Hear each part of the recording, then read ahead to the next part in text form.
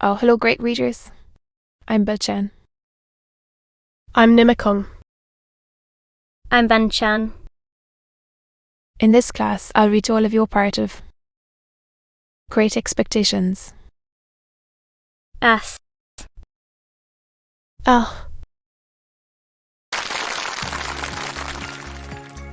Great Expectations. Charles Dickens. Chapter 33. In her furred travelling dress, Estelle seemed more delicately beautiful than she had ever seemed yet, even in my eyes. Before, and I thought I saw Miss Havisham's influence in the change. We stood in the inn yard while she pointed out her luggage to me. I knew nothing of her destination. I am going to Richmond, she told me. Our lesson is that there are 2 Richmonds, one in Surrey and one in Yorkshire, and that mine is the Surrey Richmond. The distance is 10 miles. I am to have a carriage, and you are to take me. This is my purse, and you are to pay my charges out of it. Or you must take the purse. We have no choice, you and I, but to obey our instructions. We are not free to follow our own devices. As she looked at me and giving me the purse, I hoped there was an inner meaning in her words. She said them slightingly, but not with displeasure. A carriage will have to be sent for. Estella. Is. I am to rest her a little, and I am to drink some tea. She drew her arm through mine, as if it must be done. Who had never seen such a thing in his life? To show us a private sitting room. Upon that, he pulled out a napkin, as if it were a magic clue without which he couldn't find the way upstairs, and led us to the black hole of the establishment, fitted up with a diminishing mirror, quite a superfluous article, considering the hole's proportions. An interview saw script, and somebody's buttons. Am I objecting to this retreat? He took us into another room with a dinner table for 30, and in the greatest scorched leaf of a copybook under a bushel of coal dust. Having looked at this extinct conflagration and shaken his head, he took my order, which proving to be merely state of mind. I was, and I am, sensible that there of this chamber, in its strong combination of stable with soup stock, might have led one to know that the coaching department was not doing well, and that the enterprising proprietor was boiling down the horses for the refreshment department. Yet the room was all in all to me, still being in it. I thought that with her I could have been happy there for life. I was not at all happy there at the time. Observe. Where are you going to? At Richmond? I asked Stella. I am going to live, said she, at a great expense, with a lady there, who has the power, says she has, of taking me about, and introducing me. Is. She answered so carelessly, that I said, where did you learn how I speak of others? Come. Come, said Estella, smiling delightfully. You must not expect me to go to school to you. I must talk in my own way. How do you thrive with Miss Jo? I lived quite pleasantly there. At least it appeared to me that I was losing a chance. At least, repeated Estella, as pleasantly as I could anywhere. You silly boy, said Estella, quite composedly. How can you talk such nonsense? You're a friend, Mr. Matthew, I believe. Very superior indeed. Don't abut his own, interposed Estella. For I hate that class of man. But he really is disinterested. And of small jealousy and spite. Estella, nodding at me with an expression of face that was at once grave and rallying. For they beset Miss Havisham with reports and insinuations to your disadvantage.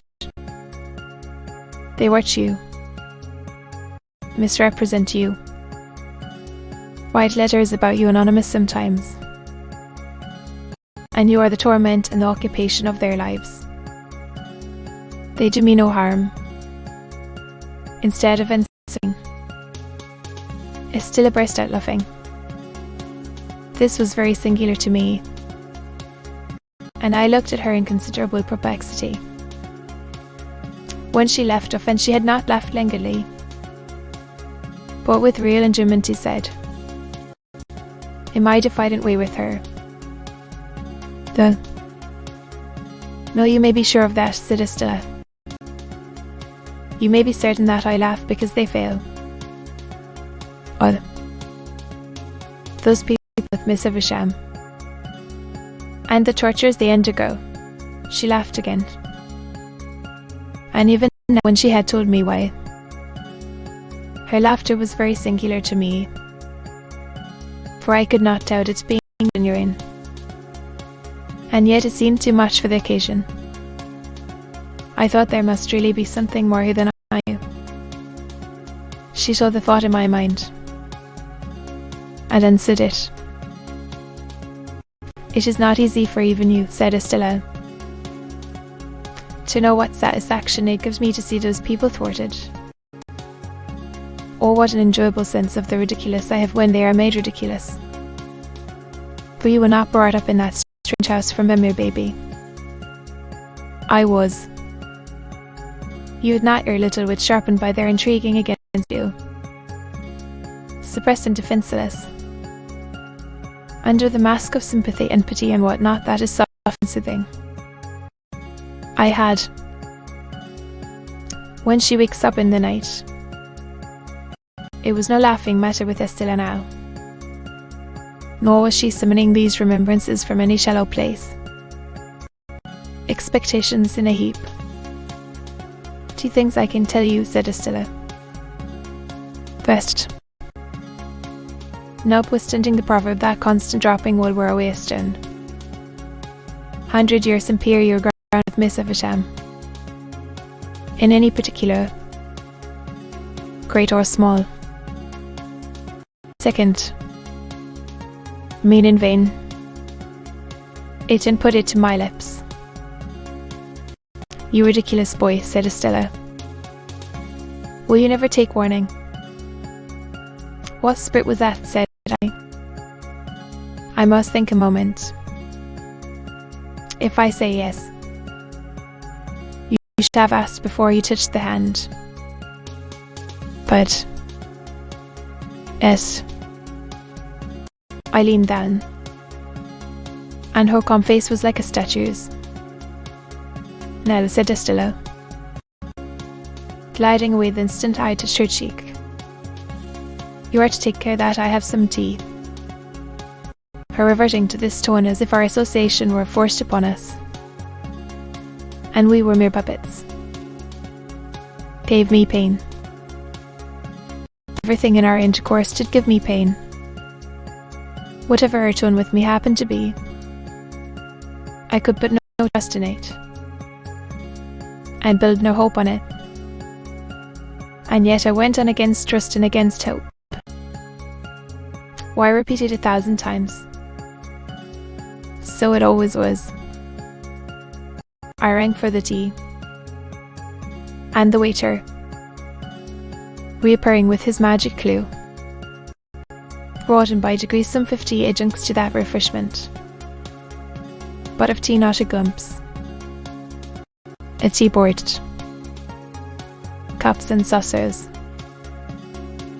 plates, knives and forks including carvers, spoons various, salt cellars, a meek little muffin confined with utmost precaution under a strong iron cover, parsley, a pale loaf with a powdered head, 2 proof impressions of the bars of the kitchen fireplace on triangular bits of bread, and ultimately a fat family urn, which the waiter staggered in with, expressing in his countenance burden and suffering. After a prolonged absence at this stage of the entertainment, he at length came back with a casket of precious appearance containing twigs. These I steeped in hot water. What for Estella? The bill paid, and the waiter remembered, and lost or not forgotten, and the chambermaid taken into consideration no word. The whole house bribed into a state of contempt and animosity, and Estella was much lightened out, got into our post coach and drove away, turning into Cheapside and rattling up Newgate Street. We were soon under the walls of which I was so ashamed. What place is that? Estella asked me. I made a foolish pretence of not at first recognising it, and then told her, as she looked at it, and drew in her head again, murmuring, "Duchess, I would not have confessed to my visit for any consideration."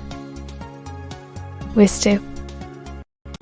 "Jaggers," said I, by way of putting it neatly on somebody else. "He is more in the secrets of every place." "I think," said Estella, in a low voice, "you have been accustomed to see him often." "I have been accustomed to see him at uncertain intervals, ever since I can remember. But I know him no better now than I did before I could speak plainly." "What is your own experience of him?" "Once habituated to his distrustful manner," said I.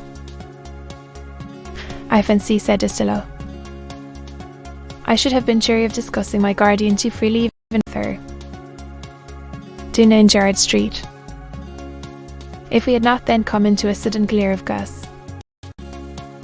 It seemed, while it lasted, to be all alight and alive with that inexplicable feeling I had had before, and when we were out of it, blinding.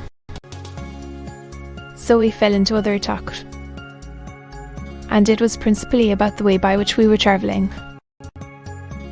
and about what parts of London lay on this side of it, and what on that. The great city was almost new to her, she told me, for she had never left Miss Havisham's neighbourhood until she had gone to France, and she had merely passed through London then in going and returning. I asked her if my guardian had any charge of her while she remained here. To that she emphatically said God forbid, and no more. It was impossible for me to avoid seeing that she cared to attract me, that she made herself winning, and would have won me even if the task had needed pains. Yet this made me none the happier. Others chose to do it, throw it away. When we passed through Hammersmith, I showed her where Mr. Matthew Pocket lived, and said it was no great way from Richmond, and that I hoped I should see his sometimes.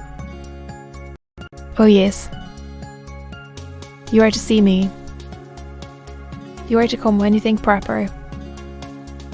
You are to be mentioned to the family." I inquired was it a large household she was going to be a member of. "No, there are only 2.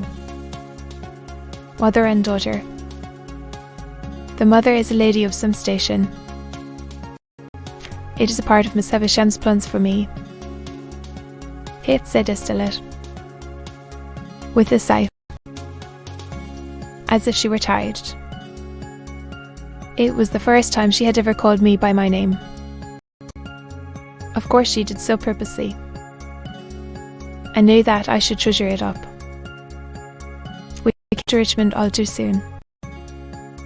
And our destination there was a house by the Grange Estate old house, where hoops and powder and patches, embroidered coats, walled stockings, waffles and swords had their court days many a time. At the hoops and wigs and stiff skirts.